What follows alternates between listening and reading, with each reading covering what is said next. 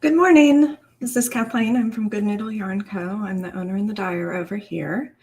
I'd like to welcome all of you here and all of you who are going to be watching this in the future. Today we are going to be dyeing my brand new colorway called A World of Good, which I absolutely love. It's blues and greens and aquas. And when I was dyeing it, it kind of had me think about globes and the world, and anyhow, that's how I ended up with that title. So as you can see over on the other side of the screen, I have 4 different pans going. I have each of my 4 yarn bases that I dye on. Oh, good, Amy, I'm so glad. I love them too.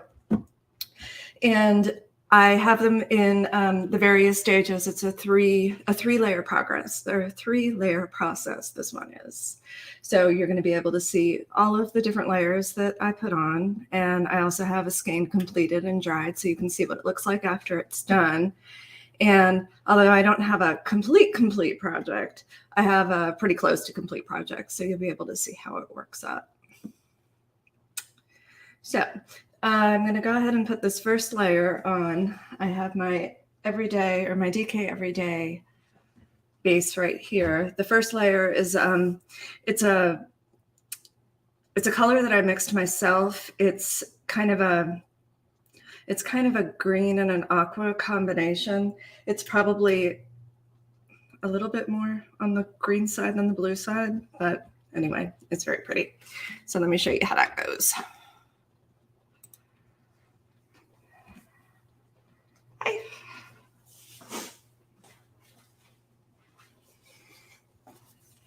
I hope y'all are having a nice holiday weekend, at least over here in the US. We are having some beautiful weather here in North Carolina. We had a really kind of a sketchy week with storms and tornadoes, and it was kind of a mess, but I definitely made up for it today. All right, now I have been soaking all of these skeins. I soaked them in water with citric acid for these 2, which are my everyday skeins. And then these 2, which have the sparkling in it, the stellina, I use vinegar for that because it doesn't dull the stellina. So I soak them beforehand in the water and their respective acids.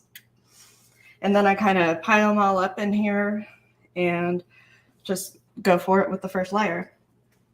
The reason why I do this instead of like laying them flat, I find if I do this, I have a little bit more of a random disbursement of the colors. So this is that kind of bluey greeny aqua that I was telling you about.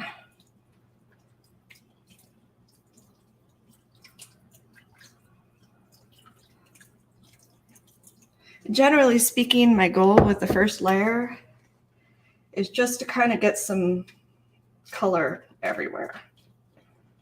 It's not necessarily the color that's going to end up being the most prominent when we're done, but it's a good base color for the other colors to kind of play off of.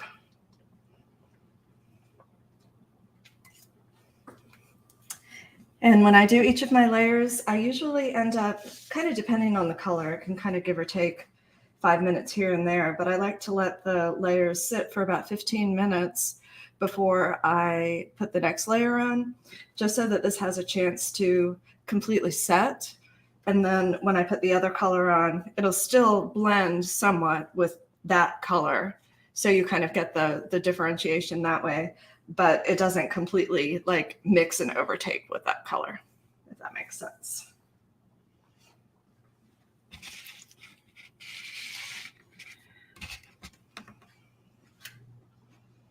Okay, I'm going to go ahead and rearrange the skeins here. This right here is my everyday sock base, which already has this first layer of the aqua that we just put on over here. So what I do when I pull the skein out is I move this zip tie, which is how I raise them in and out of the water more easily.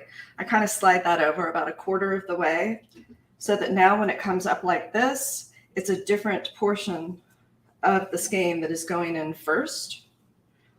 So again, that's just another way that I just kind of like to try and mix things up.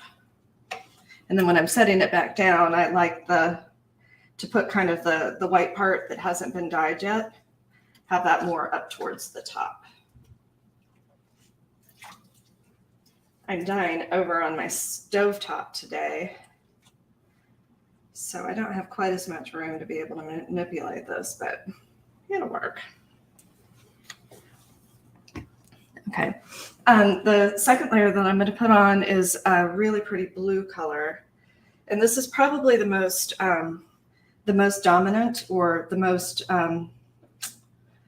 I guess dominant's the word I'm looking for. It's a color that you're going to be able to see most. It's not necessarily the brightest or the most obvious if you were to put the three colors together side by side, but it is probably the majority of the skein is going to have this kind of blue on it.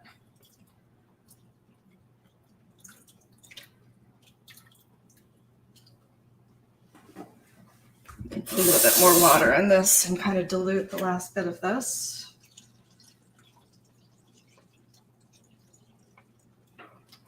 So I try and leave about half, I would say, of the skein up out of the water when I'm originally putting the dye on. And then after it has just a second to set, then I go ahead and push it under the water, so that now all of the blue dye that I put on here, it has a chance to mix in with the water, and then it's going to kind of go underneath, and it's going to color a little bit of the underneath side there too. This is one of my favorite blue colors. I use it quite a bit.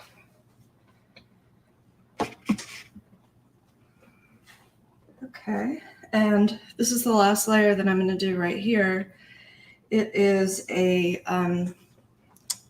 it's a really bright green aqua color.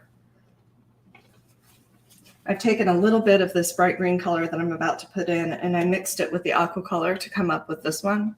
So I'm just pulling that bright green color out of here and then using that as my final layer. I kind of like to do that because then I know that all of the colors are going to play nicely together. And generally speaking, on this last layer, I like to use a more kind of a brighter, or at least a more dominant color that kind of sets everything off at the end. If I were to put a light blue, for instance, on top of this, you wouldn't be able to see it because it would kind of blend into the blue that's already there and the blue green that's already there. So that is a world of good right there. And the plan after I put all of the layers on is I let them, and I try to have this so that it's just barely, like not even really bubbling. It's just really, really steamy. And after I have all of the layers on, I let that continue to steam for, I don't know, about 30 minutes or so. And then I turn the stovetop off and I let everything cool completely. That cooling period, I find, lets the colors really, really set inside of the yarn.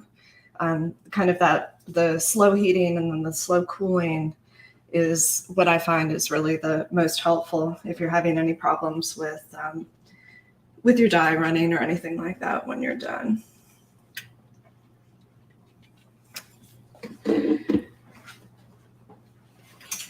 All right, I'm going to switch back over here and I'm going to show you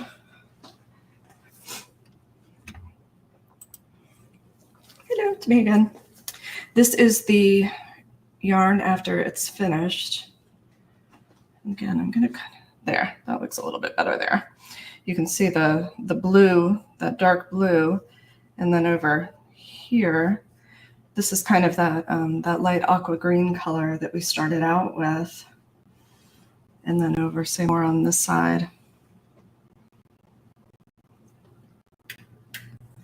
This is really that right here is that dark green color that we just put on. Thanks, Amy.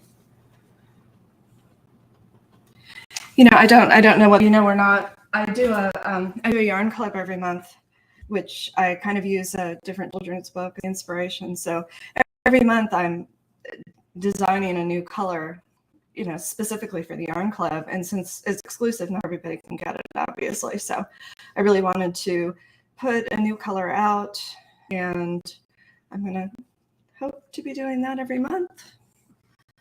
That's the plan. All right. Now this is looking a hot mess right here because this is a DK sock that I have knitted up that you can see how the yarn ends up dyeing up, which I really love. This lighting isn't quite showing that green color. I find that sometimes with these really bright colors, so it's kind of hard to see what the actual true color of that is, but you'll have to trust me, it's really pretty. This color right here, it's not a color of mine that I have. I just dyed up a really dark blue, and I'm using that as my heels and toes this time. And I've cut in for this heel. I still have a little bit left, and then Kitchener up, and then this will be done. And then I have the other heel on the other sock, which I should be able to finish up this afternoon.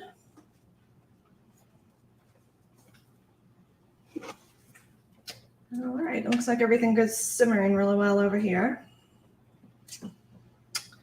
And after I'm finished with the stream, then I'm going to finish up the separate layers on the ones that I haven't done yet. And then, like I said, let it cool down. And after it's all cool, then I rinse it. I let it soak for a little bit in cold water with a little bit of wool wash. I like Eucalan, but you can use just about anything. You can use soak. I know a lot of people use that. So, and that also helps with since I had to use the vinegar with the sparkles, I find that if you just soak it in like a little bit of wool wash, it takes away that kind of, you know, vinegary smell, which nobody really likes. I certainly don't. So, but I hope you all enjoy the rest of your holiday weekend. If you have any barbecue plans or plans with family this weekend, or if you're at the beach, I'm a little bit jealous, but at any rate, I will see you the next time. Take care. Bye.